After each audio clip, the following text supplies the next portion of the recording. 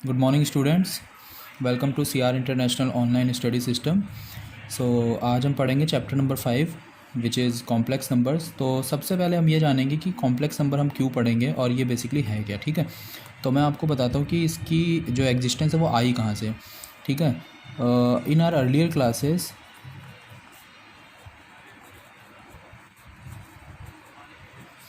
हमने ये इस टाइप की क्वेश्चन पढ़ी थी। We have seen x square plus 1 equals to 0 has no real roots, right.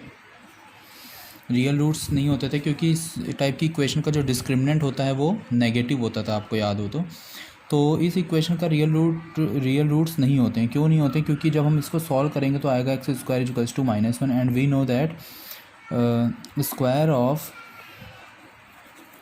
Every real number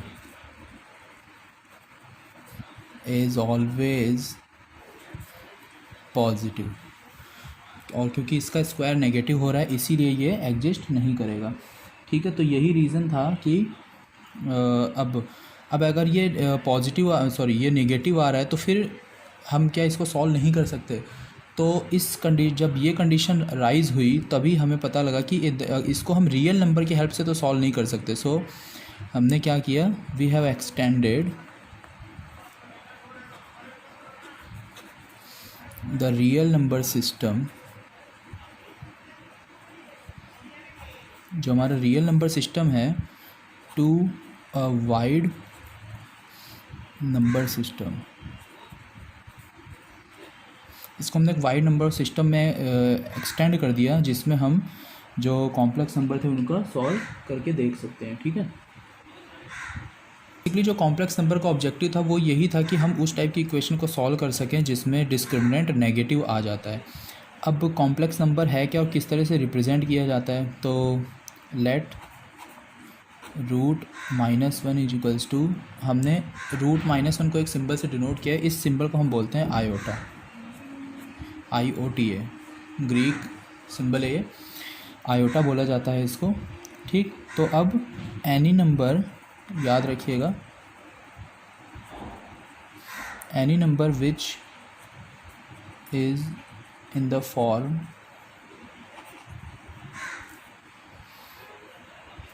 a plus iota b is a complex number। कोई भी number जो इस फॉर्म में लिखा जा सकता है a प्लस आयोटा b के फॉर्म में, उसे हम कॉम्प्लेक्स नंबर बोलते हैं। और जो ये सिस्टम होता है एंड द सिस्टम जो कॉम्प्लेक्स नंबर है and is denoted by, system को हम सी से डिनोट करते हैं लेकिन जो कॉम्प्लेक्स नंबर होता है उसको हम जेड से डिनोट करेंगे। तो हम ये कह सकते हैं z is equals to a plus iota b. तो इस टाइप के जो भी नंबर होते हैं ये सब कॉम्प्लेक्स नंबर की ही कैटेगरी में आते हैं। ठीक है, अभी हम यहाँ पे एक एग्जांपल लेते हैं कि जो इसकी प्रॉपर्टीज़ होती है वो किस तरह से होती हैं। अच्छा हाँ, अब एक चीज़ और याद रखेंगे हम यहाँ पे, ए और बी क्या हैं। A is known as real part और आयोटा बी जो है इसको हम बोलते हैं imaginary part of complex number.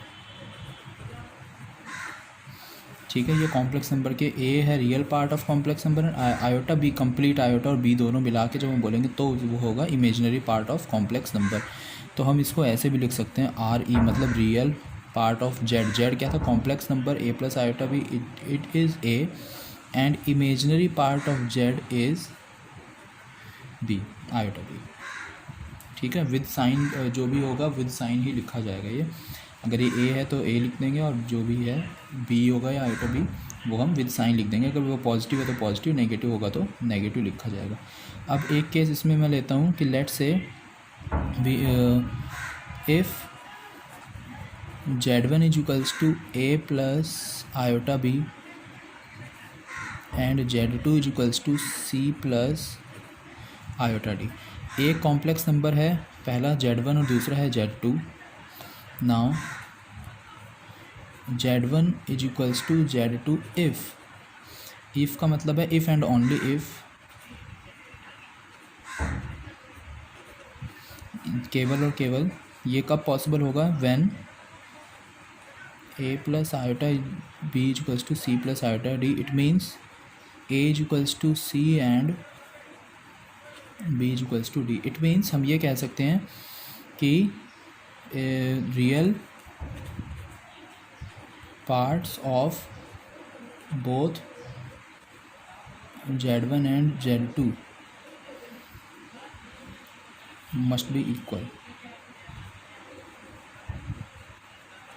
Actually not only real parts, imaginary and real both, imaginary and real both parts of z1 and z2 must be equal. Only then the two complex numbers are said to be equal. तो ठीक है students, जो मैंने अभी आपको बताया कि दो कॉम्प्लेक्स नंबर्स कब इक्वल होते हैं, तो सेम उसी टॉपिक पे मैंने एक एग्जांपल लिया है. In this example if 4x plus iota 3x minus y is equals to 3 plus iota minus 6, इसको हम माइनस 6 आयोटा भी लिख सकते थे. Where x and y are real numbers then find the value of x and y both. हमें x और y की value find out करनी है. अब हम जब इस एग्जांपल को देखते हैं तो हमें क्लियरली पता लग रहा है कि there are two complex numbers which are equal. ठीक है, जो लेफ्ट साइड लिखा है this is first complex number, let's say z1, and on the right side it is z2. हम इसको z1 और z2 मान लेते हैं. तो जब हम इन दोनों को लिखते हैं तो हमें जो बेसिकली गिवन है क्वेश्चन में, पहले हम वो लिख देते हैं सॉल्व करते टाइम.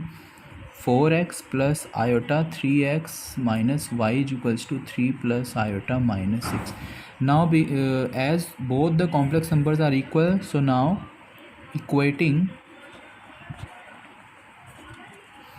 इक्वेटिंग और कंपेयरिंग भी हम लिख सकते हैं. इक्वेटिंग रियल एंड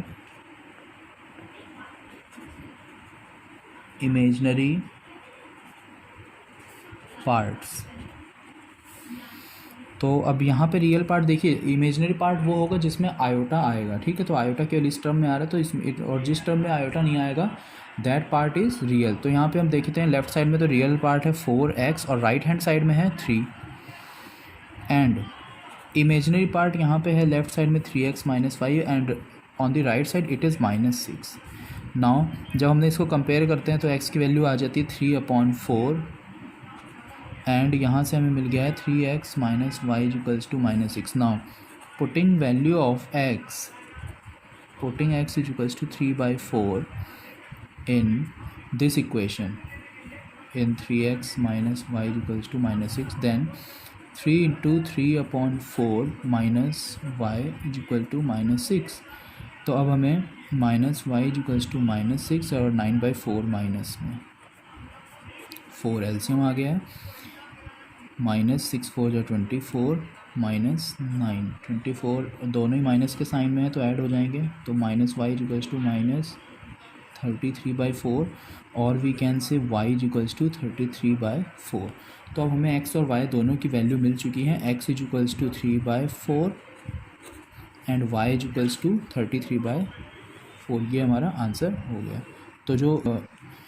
तो जो इस टाइप के क्वेश्चन होंगे जब दो कॉम्प्लेक्स नंबर बराबर दे रखे होंगे तो आपको बेसिकली ऐसे ही सॉल्व करना होगा कि दोनों साइड आप कंपेयर करेंगे इमेजिनरी और रियल पार्ट्स को और फिर इक्वेट करके उसको x और y की वैल्यू हम फाइंड आउट कर सकते हैं.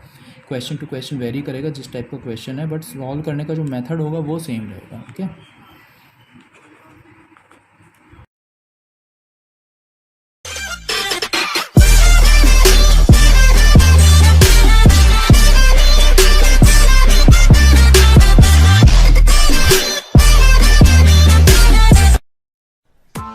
Press the bell icon on the YouTube app and never miss another update.